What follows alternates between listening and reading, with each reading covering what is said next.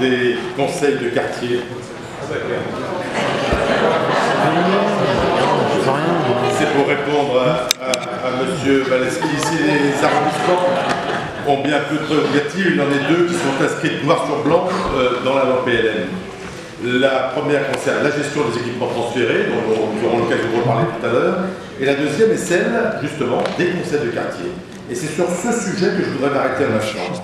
Comme le stipulent deux articles du Code général des collectivités territoriales, les conseils d'arrondissement créent les conseils de quartier qui peuvent lui faire des propositions sur toute question les concernant. Or, nous assistons ces derniers temps, opportunément à l'approche des prochaines échéances électorales, à une implication grandissante de la mairie centrale sur des actions dont on mesure de moins en moins l'efficacité.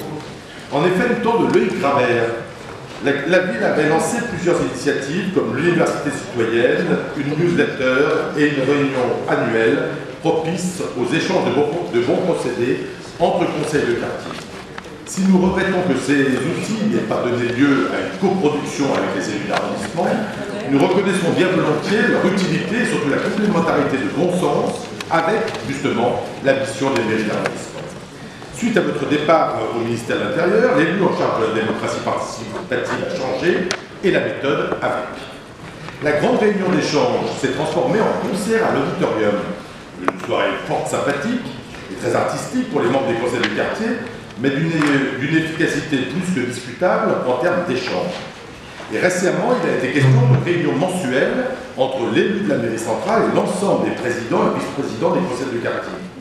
Une proposition qui va finir par se solder par une réunion trimestrielle à laquelle les élus d'arrondissement seraient invités exactement au même titre que les présidents ou les vice-présidents des conseils, là encore sans aucune co-construction, comme c'est d'ailleurs le cas pour la réunion annuelle.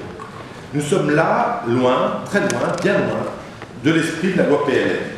On a le sentiment que vous cherchez par tous les moyens à tisser une relation directe avec les conseillers de quartier en passant le moins possible par la case arrondissement.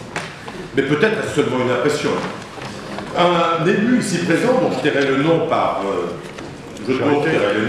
n'a-t-il pas dit en catimini, mais suffisamment fort pour que nous l'entendions, je cite, ouvrez les guillemets, entre nous, les conseils de quartier ne servent qu'à une seule chose, recruter des militants et repérer des candidats pour les prochaines municipales.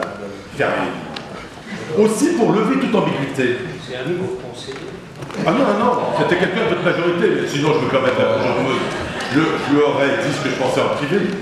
Nous souhaiterions vous entendre rappeler, monsieur le maire, le fonctionnement et les moyens alloués au conseil de quartier. Nous vous demandons donc officiellement un état des lieux de l'évolution année par année, depuis le début du mandat précédent, des moyens minimums et financiers engagés par la ville pour la gestion de ces conseils. Je pense bien sûr au budget des APIC, mais aussi à tous les frais annexes, notamment les coûts des réunions, des formations, des frais de bourse, des concerts et la rémunération de la société de conseil qui est censée être venue en aide aux conseils de quartier en difficulté. Je crois qu'il est important de mettre tout cela au grand jour à plusieurs titres. D'abord dans un souci de transparence, mais aussi et surtout dans un souci d'efficacité. Connaître l'ensemble des moyens engagés permettra de mieux mesurer si votre politique envers les conseils de quartier, qui mérite en effet toute notre attention et notre soutien d'élus, est réellement efficace, si elle est réellement productive et si elle est surtout respectueuse de la loi PLN. Je vous remercie.